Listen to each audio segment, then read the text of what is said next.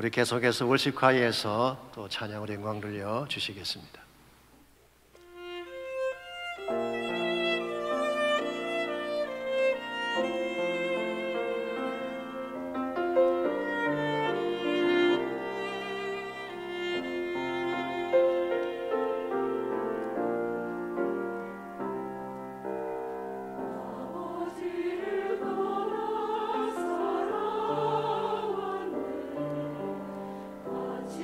없는 세상에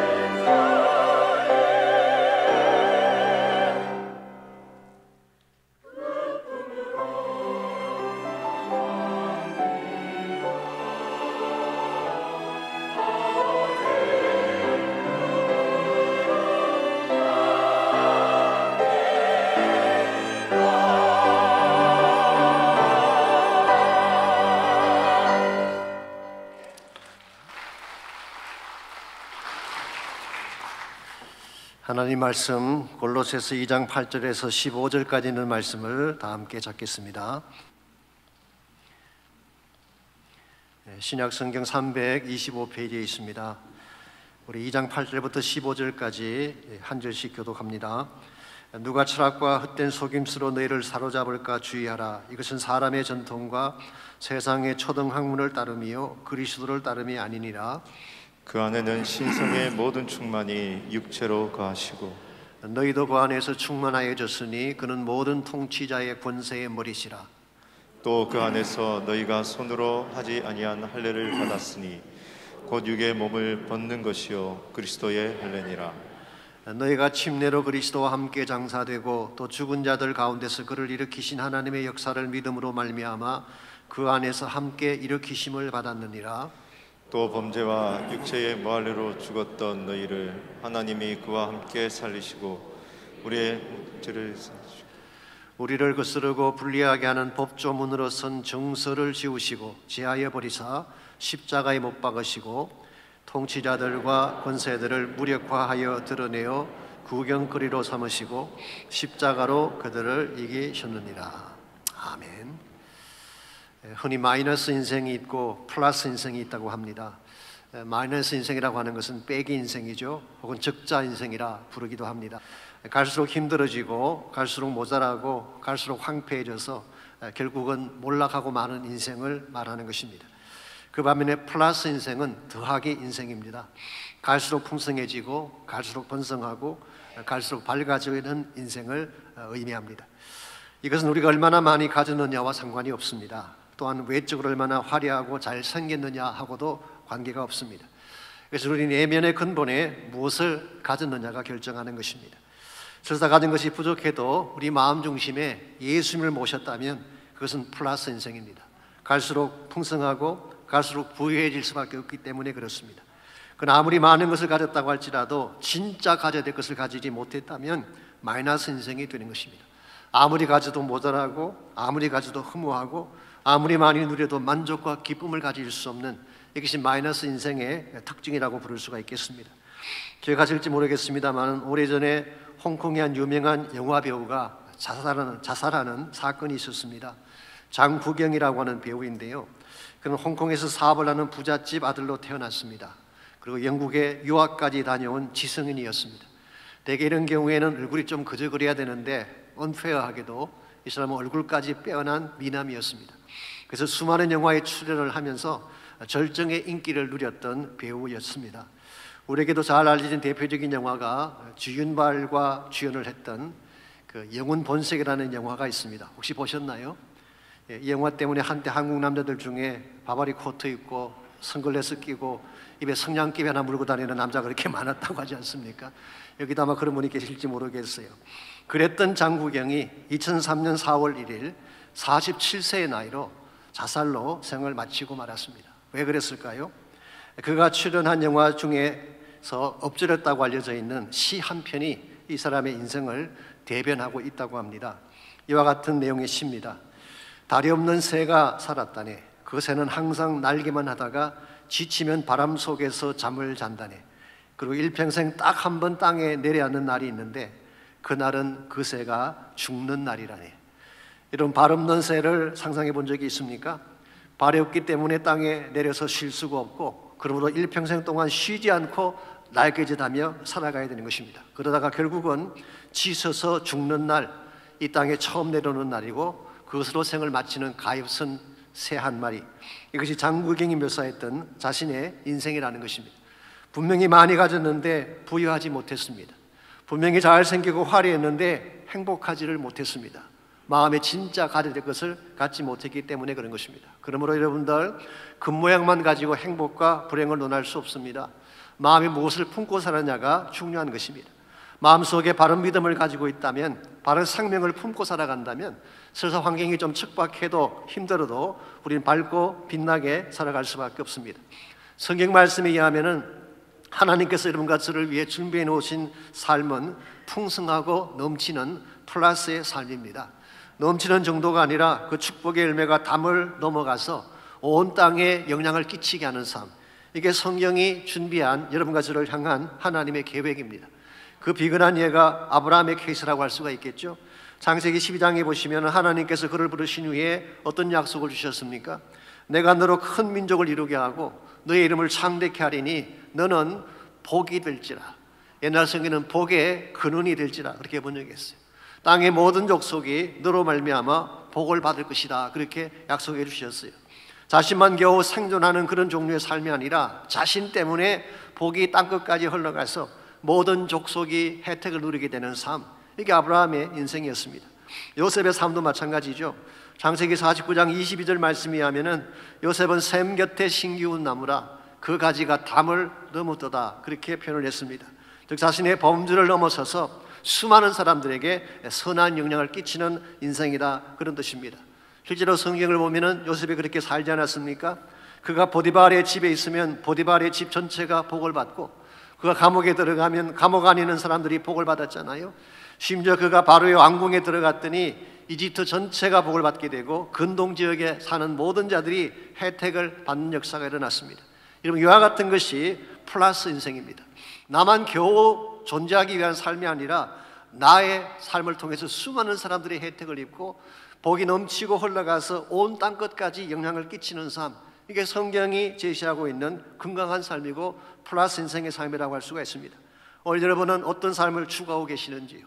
계속 살면 살수록 더 힘들어지고 살면 살수록 상실감만 더해지는 마이너스 인생을 살고 계시는지, 아니면 인생이 흘러갈수록 더 부유해지고 더 아름다워지고 더 많은 영향을 끼쳐서 하나님 나라 비전을 이루는 삶을 사시는지, 하나님 여러분과 제가 마이너스 인생이 아니라 플러스 인생을 살아가기를 원하고 계십니다. 어떻게 할 때에 마이너스 인생이 아니라 플러스 인생을 살아갈 수가 있으며 이 플러스 인생을 통해서 하나님께 올려드릴 영광의 열매는 어떤 것인지 오늘 주신 이 본문을 중심으로 그것을 함께 정리해 보려고 합니다. 오늘 같이 읽은 본문에 보시면 우리가 인생에서 걸어갈 수 있는 두 가지 종류의 길에 대해서 안내를 하고 있습니다. 하나는 세상을 향한 길이고 또 다른 하나는 하나님을 향한 길이라고 할 수가 있습니다. 전자를 road to the downfalls, 이 밑을 향해 내려가는 길이라고 표현한다면 후자는 road to the uphills, 위를 향해 상승하며 올라가는 길, 그렇게 부를 수가 있습니다. 전자를 마이너스 인생이라고 표현을 한다면 후자를 플러스 인생이라고 불러도 될 것입니다. 먼저 8절 말씀 보시면은 다운힐로 내려가는, 다운폴로 내려가는 인생의 길을 다음과 같이 묘사를 하고 있습니다. 누가 철학과 헛된 속임수로 너희를 사로잡을까 주의하라. 이것은 사람의 전통과 세상의 초등 학문을 따름이요 그리스도를 따름이 아니니라. 여기 철학이라는 단어가 나오는데요, 더 정확히 표현하면 세상적 사고방식을 말하는 것입니다. 흔히 세상 사람들이 옳다고 여기는 길 혹은 세상 사람들이 가치 있다고 믿는 길을 말하는 것입니다. 그래서 윌리엄 바클레이라는 사람은 이것을 수도 필라소피, 사이비 철학 그렇게 표현을 했어요.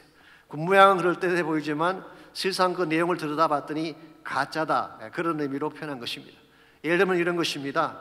돈이면 다 된다고 하는 물질주의적 철학이 바로 수도 필라소피예요. 수단 방법 가리지 않고 목적만 이루면 된다는 성취주의적 철학이 바로 수도 필라소피. 나만 잘 먹고 잘 살면 된다는 이기주의적 철학이 바로 수도 필라소피에 해당합니다. 무엇보다 진리를 버리고 하나님 없이도 잘 살 수 있다고 하는 인본주의적 철학이 바로 세상 철학에 해당하는 것입니다. 그렇기 때문에 바울은 이와 같은 삶의 길을 그리스도를 따르는 길이 아니다 그렇게 이야기를 했고, 이런 철학과 헛된 속임수가 너희를 사로잡지 않도록 주의하라 그렇게 말씀하고 있습니다. 여기서 사로잡는다는 이 말이 슬라고 게오라는 헬라 말인데요, 많은 영어 성경들이 take captive, 포로로 잡는다 그렇게 번역을 했어요. 물론 그 말이 그 단어의 의미를 가진 것은 사실입니다만은, 그러나 여기서 단순히 사로잡는 것만 말하는 것이 아닙니다. 사로잡은 후에 가진 모든 것을 약탈하는 것까지를 포함하는 것입니다. 그래서 옛날 번역인 개역 한글 성경에서는 노략질한다 그렇게 번역을 했어요. 여기 우리 모두가 경계해야 될 무서운 경고 하나가 있습니다. 우리가 세상 철학을 따라가고 세상의 가치관을 따라 살게 되면 결과적으로 그 세상 철학이 우리 삶을 노략질해 간다는 것입니다. 우리 가진 기쁨을 빼앗아가는 것입니다. 마음의 평안과 생기를 빼앗아가는 것입니다. 결과적으로 우리 삶을 부유하게 만드는 것이 아니라 점점 말라지게 만드는 결과 죽음의 길로 이끌어가는 것, 이게 소위 말하는 road to the downfalls, 밑을 향해 내려가는 마이너스 인생의 대표적인 케이스라고 할 수가 있겠습니다. 그 반면에 13절에서 15절까지를 보시면은 예수님께서 여러분과 저를 위해 닦아주신 길 하나가 소개되고 있습니다. 이게 소위 말하는 road to the uphills, 위를 향해 하나님을 향해 올라가는 길을 의미하는 것이고, 13절에서 15절을 보시게 되면 특별히 예수님께서 십자가를 통해 우리에게 열어준 축복의 길을 소개하고 있습니다. 먼저 13절 말씀 보시면, 또 범죄와 육체의 무할례로 죽었던 너희를 하나님이 그와 함께 살리시고 우리의 모든 죄를 사하셨다. 죽었던 우리를 살게 하시는 축복, 생명의 축복이죠. 우리의 모든 죄를 다 처리해 주셔서 살게 하시는 축복, 이게 십자가가 열어놓은 첫 번째 축복의 내용입니다. 두 번째로 14절 말씀에 의하면 자유함의 축복을 열어주셨어요. 법조문으로 선 정서를 지우시고 지하에 버리셔서 십자가에 못 박았다고 했죠. 이 법조문으로 선 정서는 쉽게 표현하면 율법을 말하는 것입니다. 율법이 우리에게 부여한 모든 얽매임과 모든 요구사항, 모든 정죄의 내용들을 십자가가 다 도말시켜 버리시고 우리에게 자유를 선포하신 사실을 말하는 것입니다. 그러므로 십자가는 자유의 길이죠. 세 번째로 15절 말씀에 의하면 성리를 주셨다고 말씀하고 있습니다. 통치자들과 권세들을 말하는데요, 이것은 사실 악한 마귀의 대적들을 의미하는 것입니다. 즉 마귀를 따르는 악한 영들의 모든 권세들을 이 십자가가 무력화시켜버렸다, 디스암 시켜버렸다, 무장해체시켜버렸다, 그런 의미를 갖고 있습니다. 악한 영들이 아무리 우리를 공격하려고 하고 마귀가 아무리 우리를 덮쳐려고 해도 십자가의 능력이 그들을 무장해제시켜버리고 무기력하게 만들어주신 것, 이게 바로 성리를 의미하는 것입니다. 이와 같이 여러분과 저는 태어나는 순간부터 사실은 마이너스 인생으로 태어났어요. 왜냐하면 우리 모두는 죄인이기 때문에 죄악의 삶이 우리를 마이너스로 살게 했어요. 우린 죄에 끌려다니고 탐욕에 끌려다니고 마귀에게 종노를 하느라고 우리의 삶은 계속 마이너스를 행하는 인생을 살아났어요. 그랬는데 예수님께서 오심으로 십자가를 통하여서 이와 같은 마이너스의 삶을 축복의 삶으로 바꿔주신 거예요. 그러므로 예수님의 십자가의 길은 진정한 의미에서 회복의 길이고 플러스 인생으로 나아가는 최상의 길이라고 할 수가 있겠습니다. 그래서 히브리서 10장 20절은 십자가의 길을 새롭고 산 길이다, 그렇게 표현했어요. A new and living way, 지금까지 없었던 새로운 길, 그리고 우리를 살리는 생명의 길, 이게 바로 십자가가 여러분과 저에게 주신 놀라운 축복이라고 할 수가 있겠습니다. 이게 소위 말하는 플러스 인생으로 가는 비결이라고 부를 수가 있습니다. 오래전에 주일학교에서 들었던 이야기이긴 합니다만은 한 어린아이가 아빠의 손을 잡고 주일 예배에 참석을 했습니다. 이 아이는 막 초등학교에 들어가서 이제 더하기, 빼기, 셈을 배우는 그런 아이였습니다. 근데 그날따라 목사님께서 너무나 어려운 설교를 하시는 것입니다. 철학적으로, 역사적으로, 신학적으로 설교를 하시는데 아버지조차도 잘 이해가 안 갔어요. 그래서 아버지가 자리에서 몸을 뒤틀고 앉아 있는데 자기 아들을 보니까 꼼짝하지 않고 강단을 쳐다보고 있는 것입니다. 신기하게 여긴 아빠가 예배가 끝나고 집으로 돌아오는 길에 아들에게 물었습니다. 아빠는 솔직히 오늘 설교가 너무 어려워서 무슨 말인지 알아듣지 못했는데 넌 목사님 설교를 알아들었느냐? 그랬더니 아들이 대답하기를 사실은 나도 한마디도 못 알아들었다는 것입니다. 내심 실망을 한 아빠가 물었습니다. 그럼 왜 그렇게 강단을 열심히 쳐다본 것이냐? 그때 아들이 이렇게 답을 했습니다. 아빠, 사실은 설교를 들은 게 아니라 강단 뒤에 있는 십자가를 쳐다보고 있었어요. 그러면서 이 십자가를 보는 가운데 한 가지 깨달은 사실이 있다는 것입니다. 십자가는 더하기 표라는 사실을 알기로 했어요. 플러스 표.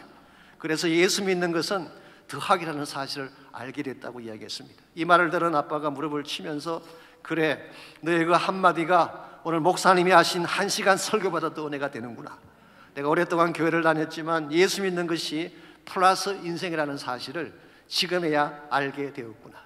여러분, 십자가 삶이 플러스 인생인 걸 알고 계셨나요? 여러분, 십자가는 영원한 더하기 표입니다. 하나님은 죄인이었던 우리에게 용서를 더해 주셨어요. 병든 우리에게 부활의 생명을 다해 주시고 빈털터리 빈손인 우리에게 하늘과 땅의 모든 권세와 축복을 다해 주셔서 참된 회복을 향해 살도록 만들어 주셨어요. 그러므로 우리가 진정한 차원에서 플러스 인생을 살기를 원한다면 십자가의 길을 걸어가야 되는 것입니다. 십자가를 통하여서 하나님을 만나고 하나님의 뜻을 분별하고 하나님의 계획을 잘 알아서 하나님 영광 위에 인생의 길을 전진해 나아갈 때 우리는 한 번을 살아도 바로 살 수 있게 되고 하나님이 기뻐하시는 값진 인생을 살 수 있는 것입니다. 그다음 우리가 어떻게 할 때에 마이너스 인생을 접고 하나님이 기뻐하실 플러스 인생으로 전환될 수 있을지, 오늘 같이 본 본문에 보시게 되면 이 다운힐 인생이 업힐 인생으로 바뀌는데 꼭 필요한 몇 가지 중요한 요소가 오늘 본문에 소개가 되어 있습니다. 첫 번째로 예수님 안에서 플러스 인생을 살기를 원한다면 옛자를 청산해야 됩니다. 즉 새롭게 되려면 옛자를 벗어 던져야 된다, 이제 그런 뜻입니다. 11절 말씀 보겠습니다. 또 그 안에서 너희가 손으로 하지 아니한 할례를 받았으니 곧 육의 몸을 벗는 것이요 그리스도의 할례니라. 이게 할례라고 하는 단어가 나오죠. 할례라고 하는 것은 circumcision, 문자적 의미는 cut off 한다, 잘라낸다, 그런 뜻을 가지고 있습니다. 창세기 17장 말씀에 보면 아브라함이 하나님과 언약을 체결한 후에 그 징표로 할례를 받았습니다. 그리고 그의 후손들, 즉 이스라엘 백성은 태어나면 8일 만에 반드시 할례를 받도록 했죠. 이건 굉장히 중요한 것입니다. 이 할례라고 하는 것은 그들의 아이덴티티를 말하는 거예요. 이 언약의 백성 되었다는 징표이기 때문에 무엇보다도 중요한 것이 이스라엘 백성의 유태인에게는 할례였습니다. 그런데 문제가 무엇인지 아십니까? 그들이 육체를 떼어내는 할례는 받았는데 마음의 할례를 받지 않았다는 데 문제가 있었어요. 그래서 언약의 백성임에도 불구하고 우상을 섬기고 타락한 삶을 살다가 결국 하나님 앞에 심판을 받게 되죠. 그렇으므로 바울은 오늘 본문에서 그들이 받았던 할례가 아니라 손으로 받는 할례가 아니라 육신의 몸을 벗는 할례, 여기 육신의 몸을 벗는다는 이 말은 사실은 flesh 혹은 sinful nature, 우리의 옛자와 우리 죄성을 잘라내는 이 할례를 말하는 것이고, 이것을 그리스도의 할례라고 설명을 했습니다. New Living Translation이 의미를 잘 살려서 번역을 했어요. Circumcised not by physical procedure, 손을 통해서 육체적인 과정을 통해 받는 할례가 아니라 but cutting away of your sinful nature, 너희들이 가지고 있는 이 악한 본성, 죄악의 본성을 잘라냄으로써 받게 된 할례, 그렇게 번역을 했습니다. 여러분과 제가 새로워지기를 원하면 옛것을 잘라내야 돼요. 새 옷을 입기를 원한다면 우리가 입고 있던 헌옷을 벗어야 되지 않겠습니까? 냄새나는 헌옷을 그대로 입은 상태에서 어떻게 새 옷을 입을 수가 있겠어요? 그러므로 이건 사실 우리가 새롭게 되기를 원한다면 당연한 것입니다. 옛것을 잘라내야지 새 것을 받을 수가 있는 것입니다.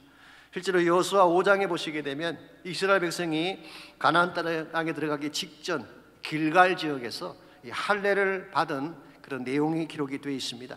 사실은 그 시점이 대단히 크리티컬한 시점이었죠. 여리고 성을 눈앞에 둔 시점이었습니다. 이제 바야흐로 시작될 엄청난 전쟁과 정복을 앞둔 시점이었어요. 가장 중요한 크리티컬한 시점인데 하나님은 그들에게 할례를 명하셨어요. 여러분, 할례를 받게 되면요, 남자들은 움직일 수가 없기 때문에 만약 이 사실을 알고 적군이 공격하면 다 전멸하는 거예요. 그럼에도 불구하고 하나님께서는 왜 길갈 땅에서 가나안 전쟁을 시작하기 전에 먼저 할례를 분부하셨을까요? 이유는 이것입니다. 지난 40년 동안 그들이 광야를 통과하면서 하나님 앞에 불순종하고 원망을 했습니다. 이와 같은 불순종과 원망을 그대로 가진 상태에서 가나안 땅에 들어간다는 것은 아무 의미가 없는 것입니다. 그러므로 너희들의 옛 생활을 청산하고 정말 가나안의 축복을 받기를 원한다면 옛 생활을 청산하고 깨끗한 그릇을 준비해야 된다. 그래서 할례를 행하게 한 것입니다. 여러분과 제 삶도 마찬가지입니다. 하나님이 부어주시는 축복을 정말 받기를 원한다면 내 마음에 있는 옛것을 다 비워내야 돼요. 우리 마음속에 탐욕이 있잖아요. 교만이 있잖아요. 거짓의 찌꺼기들이 가득 차 있습니다. 이와 같은 것들을 다 비워내고 깨끗한 새 그릇을 준비할 때에 하나님이 준비하신 은혜가 우리 심령 속에 채워지는 것입니다. 저는 교회도 마찬가지라고 생각을 합니다. 진정한 부흥, 진정한 병화를 원한다면 먼저 그릇을 준비해야 되는 것입니다. 옛 생활 그대로, 옛 시스템 그대로 새 일을 시작할 수가 없어요. 깨끗한 그릇을 준비하고 하나님이 기뻐하실 좋은 그릇을 준비를 해야지 하나님의 은혜도 부어주시고 새 변화의 물결도 일으켜 주시는 것입니다. 이런 면에서 우리가 진정한 의미에서 변화를 경험하고 새 출발하기를 원한다면 우리 모두가 십자가 앞에 나아가서 우리의 죄를 토해내고 우리 교만을 토해내고 자복하며 회개하는 일을 먼저 해야 돼요. 먼저 내 안에 있는 더러움을 뿜어내야지 하나님이 새로운 것을 주실 수 있기 때문에. 한국교회가 요즘 굉장히 어렵다고 말을 많이 하죠. 다운되어 간다고 이야기하는데 한국교회가 다시 회복되려면 먼저 토해낼 걸 토해내야 돼요. 죄악들을 잘라내고 잘못된 예 스승들을 다 도려내고 하나님이 축복하실 새로운 그릇으로 거듭나야지 교회도 변화가 일어나게 되고 부흥도 일어날 수가 있는 것입니다. 이런 면에서 우리가 플러스 인생을 살기를 정말 원한다면 1차적으로는 옛 것을 잘라내는 것이 필요합니다. 두 번째로 플러스 인생을 설계하려면 새로운 능력으로 충만함을 받아야 되는 것입니다. 새로운 능력으로 충만함 받지 아니하면 우리는 새로운 변화를 이끌어갈 수가 없습니다. 제가 지금까지 옛자를 청산하는 것에 대해서 말씀을 드렸는데요, 옛자를 잘라내는 것이 쉬운 일일까요? 실제는 그렇지 않습니다. 제가 자주 말씀을 드렸습니다만 우리의 옛 속성이라고 하는 것이요, 우리의 sinful nature라고 하는 것이 생각보다 스트롱해요. 우리가 예수 믿는 순간 예수님 만난 새로운 자아가 우리 안에 생기지 않습니까? 그러나 동시에 옛 자아도 공존을 합니다. 이게 로마서 7장에서 바울이 밝혔던 우리 마음의 현실이죠. 그래서 옛 자아와 새 자아 둘이 같이 공존하는 것입니다. 이 둘이 항상 투쟁을 하고 싸우게 돼요. 만일 옛 자아와 새 자아가 투쟁을 하면 누가 이길까요? 옛 자아가 거의 다 이깁니다. 옛 자아가 그만큼 스트롱해요. 그러므로 우리가 내 안에 있는 simple nature, 나 옛 자아를 정말 처리하고 잘라내려면 우리의 힘만으로 안 되는 것입니다. 그래서 하나님께서 여러분과 저를 위해서 주신 특별한 능력이 있어요. 이 능력으로 충만해져야지 우리는 옛 자아를 이겨낼 수 있고 진정한 차원의 회복을 이룰 수가 있는 것입니다. 그래서 9절과 10절을 보시게 되면 우리 안에 충만해야 될 능력의 원천이 무엇인가를 바울은 이렇게 소개를 합니다.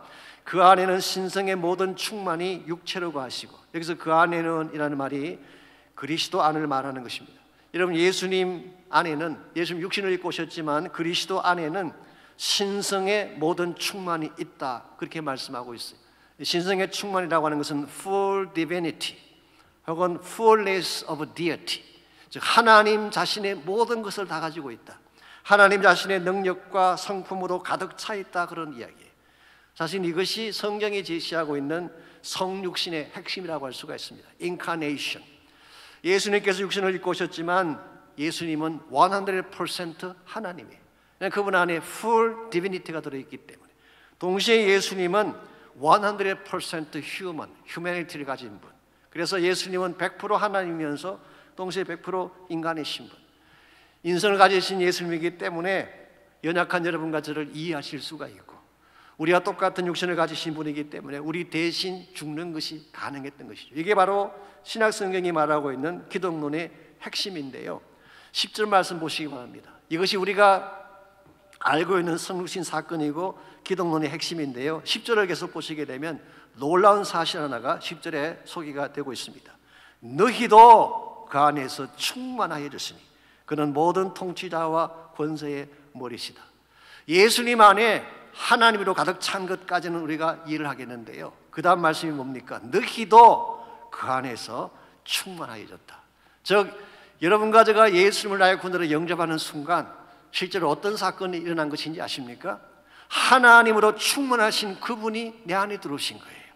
하나님 자신이 내 안에 들어오신 거예요. 그리고 예수님을 영접했다는 말의 의미는 내 안에 하나님 자체가 들어와 계신 사건. 이게 굉장히 중요한 사건입니다. 내 안에 지금도 들어와 계시면서 하나님이시면서 내 안에 들어와 계신 그리스도의 영이 누구입니까? 그분이 바로 성령 하나님이시죠. 우리가 죄를 이길 수 있는 비결이 여기에 있습니다. 나의 옛자를 끊어버리고 진정한 차원의 성리를 이룰 수 있는 유일한 근거가 여기 있는 것입니다. 나의 의지만으로 되지 않습니다. 나의 힘만으로 되지 않습니다. 내 안에 하나님의 영이신 성령으로 가득 차게 되면 그때 우리 삶을 통하여 하나님의 인격과 성품이 나오기 시작하는 거예요. 우리 힘으로 사실 사랑할 수 없습니다. 우리가 사랑을 창조할 수가 없어요. 우리는 원래 본질상 악한 자들이기 때문에 사랑이 없습니다. 어떻게 할 때 사랑이 나오는지 아세요? 성령께서 내 마음을 장악하면 그때 사랑이 나오기 시작해요. 기뻐하는 것도 마찬가지, 내 마음속에 평화를 누리는 것도 마찬가지. 소위 말하는 성령의 9가지 열매라고 하는 것은 성령이 내 마음을 지배했을 때 주어지게 될 성품의 축복을 말하는 것입니다. 그러므로 여러분이 정말 사랑하기를 원한다면 성령의 충만을 받으시기 바랍니다. 기뻐하며 화평하며 오래 참으며 충성하며 절제하기를 원한다면 성령의 충만을 받아야지 비로소 옛자를 이기고 여러분이 새로운 차원으로 나아갈 수가 있게 되는 것입니다. 요즘 빌립교구에서 그 성령의 삶이라고 하는 제자 훈련 교재를 가지고 함께 공부를 하고 있는데요. 거기 보게 되면 그 책을 지은 저자가 로버트 맥퀴킨이라고 하는 일본의 선교사로 오랫동안 사역하셨죠. 미국에 오셔서는 그 콜롬비아 인터내셔널 유니버시티 그 대학교의 총장을 역임하신 분이기도 합니다만은 이분이 그 책 속에서 본인이 겪었던 그 옛자가 얼마나 수성한가에 대한 본인의 간증을 그 교재 속에서 소개를 하고 있습니다. 사람마다 좀 다르긴 하지만요, 예수 믿은 이후에도 유독 내 삶을 지배하고자 하는 내 힘으로 끊기 참 힘든 스트롱홀드라 그러죠. 그게 다 있어요. 옛자가 여러분에게도 있고 저에게도 있어요. 닥터 맥클킨의 경우는 TNT가 문제였대요. TNT라고 하는 것은 폭발물, 폭탄을 의미하기도 하지만 약자입니다. Tongue and temper. tongue이라고 하는 것은 우리 말을 말하는 것이죠. 말을 함부로 말하는 것. 가시도 친 말, 속을 뒤집어 놓는 말. 여러분 잘 아시잖아요. 많이 해보셔서 잘 아실 줄 압니다. 뭐 설명 안 해도 다 아실 거예요. 혹시 나는 그렇지 않다, 나는 항상 예쁜 말만 하면서 산다, 그런 분이 혹시 계시면 제가 꼭 만나 뵙고 싶습니다. 그런 분은 없을 거예요. 거의 천년기념물 수준에 해당한다고 할 수가 있습니다. 이게 사실 텅의 문제죠. 우리 모두에게는 이 문제가 있어요. 이것 때문에 상처를 주기도 하고 마음에 아픔을 안겨주기도 하고, 이 텅에 대한 이슈가 맥퀴킨 박사가 가진 첫 번째 문제였어요. 두 번째 템퍼, 이 성질이라고 표현할 수도 있고 혈기라고 부를 수도 있습니다. 화가 나면 확 뒤집어 엎는 것, 이걸 말하는 것입니다. 이와 같은 혈기라고 하는 것이 예수 믿으면 사라질까요? No, 사라지지 않습니다. 맥퀴킨의 경우는 어릴 때 예수를 영접했지만 고등학교 다닐 때 그 옛날 템프가 그대로 있더래요. 그래서 수틀리면 주먹으로 해결하는 일을 많이 했다고 합니다. 그래서 이 템프 때문에 늘 힘들어했던 이 사람이 결혼을 했습니다. 그 결혼하면 이게 사라질까요? 아닙니다. 처음 3년간을 잘 지나갔는데요, 애가 태어나고 성장하기 시작하면서 TNT가 가정의 가장 빅 이슈였다고 고백을 했어요. 그러다가 이분이 하나님 부르심을 받고 일본으로 선교사로 갔습니다. 이제 사역을 하게 됐으니 이제는 여기서 자유할까요? No. 이번 사역자가 된 이후에도 TNT가 튀어나올 때가 많더래요. 다만 표현하는 방법이 조금 다를 뿐이지 마음의 중심은 똑같다는 고백을 그분이 했습니다. 예를 들면 이런 것입니다. 자신에게 깊은 아픔을 안겨준 정말 배신을 때린 한 형제가 있는데요, 용서가 안 되더래요. 아무리 용서하려고 용서가 안 되더래요. 그러나 사역자인 본인이 용서 안 하고 산다는 건 또 그렇잖아요. 그래서 하나님 앞에 기도가 시작이 됐습니다. 이렇게 기도를 했습니다. 하나님, 저 형제를 용서합니다. 제 손으로 어떤 보복이나 화도 내지 않겠습니다. 그 대신 하나님이 알아서 저 형제를 박살내 주시면 안 될까요? 이게 사실은 솔직한 자기의 심정이 있다고 고백을 했어요. 그만큼 힘든 것이 TNT예요. 나의 힘으로 노력하지만 애써보지만 사라지지 않는 것이 TNT입니다. 이랬던 자신의 TNT를 그분의 부인인 뮤리엘이 치매에 걸려서 18년 동안 병치료를 했습니다. 진짜 어렵고 힘든 과정을 통과했죠. 닥터 맥클킨이 자기 아내를 수발들면서 매일 아침마다 자신을 내려놓는 기도를 하게 됐어요. 주님의 사랑을 기억하면서 부활의 능력을 구하면서 먼지처럼 자기 마음속에 피어오르는 그 모든 악한 것들을 토해내며 기도하기 시작했는데요, 이와 같이 수년을 기도하는 중에 어느 날 성령께서 강력하게 임재해 주시고 이 성령님이 자신의 깊은 부분을 터치하는 것을 경험하게 됩니다. 자기도 보지 못했던 부분, 숨겨진 마음의 상처와 분노들을 성령께서 하나씩 만져주시며 치유해 주시는 과정을 경험하고 나서 마침내 TNT를 극복하고 온유와 평화의 사람으로 변화됐다는 그런 고백을 그 책 속에서 적고 있습니다. 여러분, 나의 힘만으로 되지 않습니다. 의지만으로 되지 않습니다. 그러나 성령께서 함께 하시면 성령의 파워가 이 옛자를 이기게 만드는 것입니다. 그래서 고린도서 3장 16절에서 18절에서 바울은 다음과 같은 선포를 적고 있습니다. 언제든지 주께로 돌아가면 그 마음의 수건이 벗겨지리라. 즉 내 마음을 가리고 있던 결박들과 상처와 그 모든 묶임들이 주께로 돌아가면 다 벗겨진다는 거예요. 주는 영이시니 주의 영이 계신 곳에는 자유함이 있느니라. 우리가 다 수건을 벗은 얼굴로 거울로 보는 것 같이 주의 영광을 보며 그와 같은 형상으로 변화하여 영광에서 영광에 이르니 곧 주의 영으로 말미암음이니라. Transformed from glory to glory. 한꺼번에 변화가 일어나진 않지만 성령께서 내 안에 일하시기 시작하는 순간 한 단계 한 단계 변화되어져서 마침내 영광까지 도달하게 됨을 말한 것입니다. 그러므로 여러분의 마음속에 어떠한 상처나 분노가 있을지라도, 여러분의 힘으로 도저히 잘라낼 수 없는 마음의 어려운 과제가 있을지라도 포기하지 말고 십자가 앞에 나가시기 바랍니다. 십자가의 보혈로 먼저 핏부림을 받은 후에 성령의 충만을 구하시기 바랍니다. 성령의 충만을 구하게 되면 비로소 참된 자유가 주어지는 거예요. 내 마음속에 진정한 회복과 치유가 일어나는 것입니다. 그러므로 오늘 여러분께서 이 교회에 나오실 때 어떠한 마음의 짐을 가지고 나오시는지 모르지만 오늘 이 시간 말씀을 듣고 십자가 앞에 여러분 자신을 내어놓고 성령 안에 기도하는 가운데 과거의 슬픔과 아픔이 다 떠나가고 모든 사슬에서 풀려나서 참 행복을 누리는 여러분 되시기를 바랍니다. 이게 변화예요. 이와 같은 변화를 경험해야지 우리가 사는 삶에 묘미가 나타나고 열매가 있는 것입니다.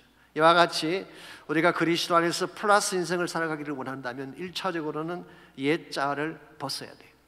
두 번째는 새로운 능력인 성령으로 체험을 받아야 됩니다.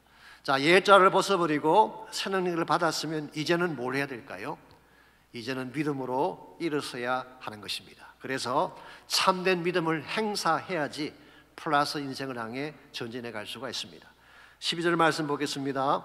너희가 침례로 그리스도와 함께 장사되고 또 죽은 자들 가운데서 그를 일으키신 하나님의 역사를 믿음으로 말미암아 그 안에서 함께 일으키심을 받았느니라. 자, 할례의 의미를 소개한 바울이 이제는 침례를 통해서 크리스천 삶의 본질을 소개하고 있습니다. 침례라고 하는 것은요, 예수님을 구원자로 영접한 사람이 이제 나는 그리스도와 한 몸이 됐습니다 라고 하는 것을 선포하는 신앙 고백 행위를 말하는 것입니다. 침례는 우리 죄를 씻는 행위가 아닙니다. 죄 씻는 것은 물이 아니죠. 예수님 보혈밖에 없습니다. 침례를 받는 이유는 예수를 믿은 자가 이제 나는 그리스도와 한 몸이 된 것을 선포하는 신앙 고백이에요. 그래서 우리가 물속에 나를 잠그는 이유는 나의 옛자를 장사 지내기 위함, 그리고 물에서 올라오는 것은 그리스도와 함께 부활하는 것을 상징하는 것입니다. 오늘 말씀 속에서 바울이 이 베프티즘을 이야기하면서 그를 일으키신 하나님의 역사를 믿음으로 말미암아 그 안에서 함께 일으키심을 받는다고 말하고 있습니다. 자, 그를 일으키신 하나님의 역사가 무엇을 지칭하는 것일까요? 예수님의 부활을 의미하는 것입니다. 기독교 역사상 최대 사건은 부활 사건입니다. 예수님께서 죽으신 후에 사흘 만에 부활하신 이 사건은 무덤을 깨뜨리고 일어난 사건이기 때문에 최대 사건이고 가장 강력한 사건이라고 할 수가 있죠. 그런데 여러분과 제가 하나님께서 그를 죽은 날 다시 살리신 이 부활하신 하나님의 역사를 믿음으로 말미암아 우리도 일어날 수 있음을 밝히고 있습니다. 그러므로 죽은 자를 일으키신 하나님의 능력이 내 삶 속에 실제로 적용이 되어서 나의 삶마저도 일어서게 만들려면 뭐가 필요하다는 것입니까? Through your faith, 너희들의 믿음을 통하여서. 이런 면에서 믿음이라고 하는 것은 정말 참된 성리를 이루는 능력의 원천이라고 할 수가 있습니다. 여러분과 제가 비록 연약한 존재일지라도, 미약한 존재일지라도 믿음을 가지고 부활의 능력을 붙잡게 되면 이 능력이 여러분과 저를 일으켜 세우는 거예요. 그러므로 하나님이 여러분과 저에게 주신 가장 아름다운 선물 중에 하나가 믿음입니다. 믿음이라고 하는 것은 세상이 갖지 못한 놀라운 축복이죠. 우리가 예수님을 믿고 하나님의 권세를 믿고 하나님이 부활의 능력 가진 그 사실을 신뢰하고 믿음으로 나가게 되면 실제로 여러분의 삶이 일어나게 되는 거예요. 죽은 자가 살아나게 되는 거예요. 하나님의 놀라운 역사들이 우리 삶을 통해 펼쳐지게 되는 것입니다. 그러므로 믿음으로 사는 것 굉장히 중요한 삶의 내용이 아닐 수가 없습니다. 제가 사실은 이 교회로 부임하기 직전에 1989년 8월 달에 그 아틀란타에서 열리는 그 전국 주일학교 사역자들 모임이 있었습니다. 그 모임에 제가 참석을 했습니다. 미전역에 있는 서든 베프티스트 교회에서 다 모였기 때문에 그 규모가 엄청났죠. 사실 그 당시 저는 그 교육부를 담당하고 있는 선데스쿨 사역자가 아닌데 제가 선데스쿨 보드에서 나오는 성경 교재를 제가 번역하는 일을 했기 때문에 저도 초청을 받고 그 자리에 참석을 할 수가 있었습니다. 일주일 동안 약 3명씩 팀을 만들어서 그 지역교회를 방문을 하고 그 지역교회 선데스쿨 사역을 셋업해주는 그런 일을 저희들이 하게 됐습니다. 그때 저와 한 팀이 되어서 특별히 저와 같은 방을 썼던 룸메이트를 하신 목사님이 한 분 계세요. 이분은 원래 그 당시 그 산호세에 있는 그 교회 교육 목사로 사역하시던 분이신데요. 이분은 원래는 한국에서 공과대학을 졸업하신 엔지니어였습니다. 미국에 유학을 오셔서 오하이오 스테이트 유니버시티에서 전자공학으로 PhD를 받으시고 북가주에 있는 연구소에서 일을 하셨어요. 근데 이분이 그 연구소에 들어가 보았더니요, 전부 다 그 연구원들이 소위 말하는 인류대학 출신들, 스탠포드나 MIT나 예일 같은 이런 대학 출신들이 꽉 차 있더래요. 그들에 비하면 자기는 시골 학교에서 학위를 받은 사람. 사실은 OSB가 좋은 학교입니다. 이 버카이저라고 유명한 풋볼 팀이 있잖아요. 굉장히 좋은 학교인데도 본인의 말씀에 하면은 그들과 비교해 볼 때에 본인은 시골 학교에서 학위를 받은 사람, 더구나 본인은 한국 사람이었어요. 여기다가 이분이 예수님 만난 이후에 너무나 가슴이 뜨거워서 금요일 오후부터 주일까지는 교회 가서 살다시피 했어요. 어떻게 보면 세상 성공으로 가는 길에 많은 핸디캡을 가진 분이다, 그렇게 설명할 수가 있을 것입니다. 그랬는데요, 이분에게는 다른 사람이 갖지 못한 어드밴티지 하나가 있었어요. 그게 뭔지 아십니까? 그게 바로 하나님께 나가서 기도하는 것이었어요. 어떤 분들은 기도를 우습게 여기지만요, 기도는 큰 어드밴티지입니다. 여러분과 저에게 주신 큰 특권이에요. 그래서 이분이 이 어드밴티지를 살려서 매일 아침 연구소에 나가면 늘 하는 기도가 있습니다. 이런 기도를 늘 드렸어요. 하나님, 제가 가진 것은 주를 향한 믿음 하나밖에 없습니다. 이 믿음으로 하나님을 보여주고 싶습니다. 제가 이 연구소에서 예수 믿는다는 것의 프리미엄이 어떤 것인지 보여줄 수 있도록 해주십시오. 그렇게 기도를 했어요. 그랬더니요, 이분이 실험만 하면 척척 결과가 나오는 것입니다. 이 똑똑하다고 하는 연구원들이 몇 달을 해도 나오지 않는 것을, 심지어 1년 동안을 붙어 있어도 나오지 않는 결과를 이분이 손만 대면 척척 결과가 나오는 것입니다. 그래서 이분이 9년 동안 거기서 근무하셨는데 9년 동안에 25편의 논문을 게재하는 그런 일을 했습니다. 별로 놀라지도 않네요. 여러분, 전문가가요, 과학자든 엔지니어가 논문 한 편 실는 거 쉽지 않습니다. 1년에 9년 동안 25편이면요 경이적인 것이고 기적입니다. 그래서 이분이 이 분야에서 최고 권위자가 되셨고, 독일이나 유럽에서 사람들이 찾아오면 어포인먼트를 해야만 나줄 정도로 유명한 그런 인사가 됐습니다. 물론 나중에 이분이 그것마저도 다 내려놓고 신학교에 가서 공부를 하시고 나중에 목회자가 되셨습니다마는, 이분이 누군지 아시겠죠? 휴스턴 서울 침례교에서 사역을 하셨던 최영기 목사님 스토리를 제가 소개해드린 것입니다. 여러분, 믿음이라고 하는 것은요, 우리가 가진 재능과 비교가 안 돼요. 내가 가진 스케일이나 두뇌하고도 비교가 안 돼요. 이 모든 것을 초월하는 하나님의 능력이 믿음 속에 잠겨져 있습니다. 비록 내가 가진 재능이 좀 부족해도, 내가 가진 기술이나 소유가 좀 떨어져도 우리가 믿음을 가졌다면 세상을 이길 수가 있는 것입니다. 믿음 하나면 충분해요. 믿음이면 세상을 정복할 수가 있습니다. 믿음 하나면 악한 마귀 사탄 제압할 수가 있고 하나님의 나라를 선포할 수가 있는 것입니다. 이런 면에서 우리가 정말 마이너스 인생을 처리하고 이제 플러스 인생으로 나가기를 원한다면 이제는 믿음 행사하셔야 돼요. 여러분 모두가 진정한 성공자가 되기를 원한다면, 세상을 호령하며 살기를 진실로 원한다면 믿음을 가지고 승부를 거시기 바랍니다. 여러분 자녀들이 잘 되는 것 원치 않으세요? 여러분 자녀가 성공하고 이 세상 가운데서 앞서가는 인생이 되기를 정말 원한다면 뭘 심어줘야 될까요? 믿음을 심어주셔야 됩니다. 이것이 승리의 원동력이요, 업힐로 가는 참된 축복의 길이라고 할 수가 있겠습니다. 여러분과 제가 살고 있는 삶의 현실은 솔직히 쉽지 않습니다. 우리를 낙심시키는 일이 지금도 계속되고 있어요. 코로나가 이제는 끝났는가 생각했는데 다시 솟아오르고 있지 않습니까? 물가는 오르가고 경제는 불투명하고 은행가에서는 스태그플레이션이 도래할 것이라고 하는 루머가 상당히 많이 퍼져가고 있는 현실입니다. 그러다 보니까 불안해하기도 하고 심지어 프러스트레이션에 힘들어하는 분들도 계십니다. 풀릴 줄 알았는데 풀리지 아니할 때, 이제는 제대로 한번 뛰려고 했는데 또 막힐 때 오는 이 좌절감. maybe 여러분 마음 가운데 그러한 것이 있을지 모르겠어요. 그러나 여러분들 환경을 주목하면 안 됩니다. 다시 사신 그리스도를 주목하시기 바랍니다.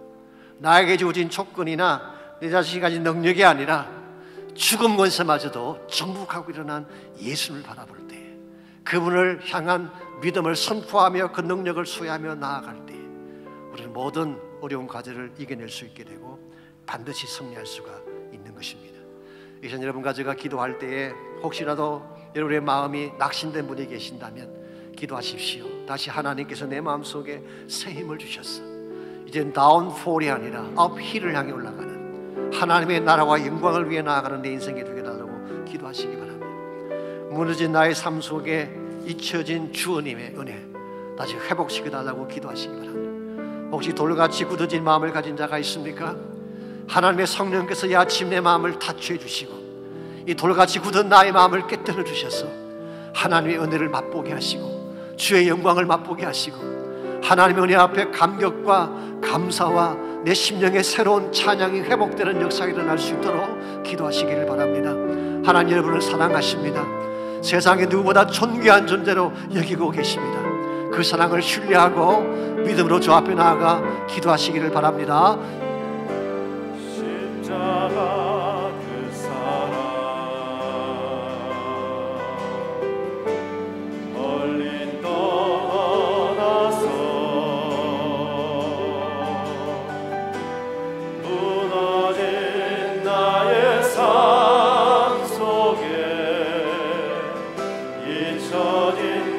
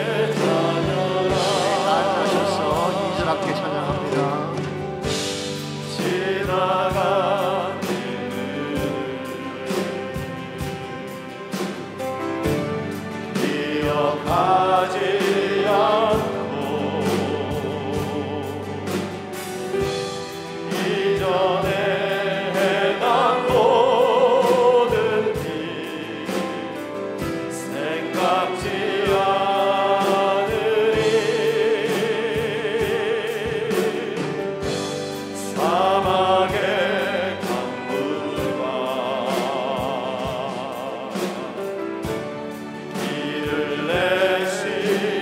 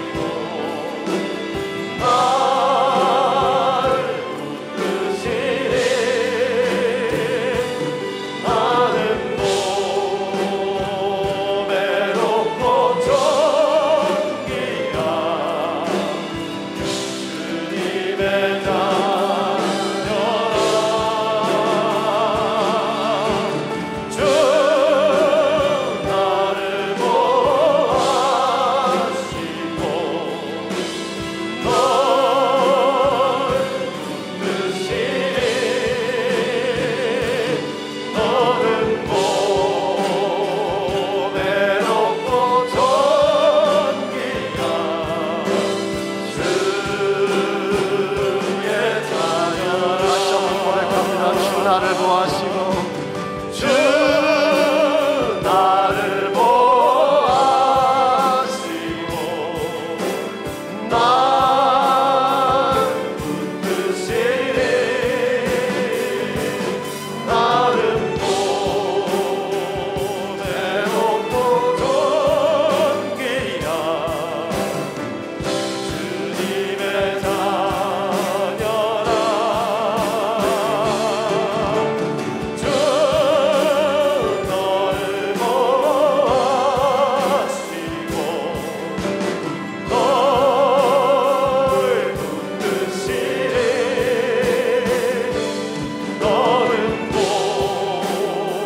몸에 높고 존귀가 주의 자녀라. 하나님 감사합니다.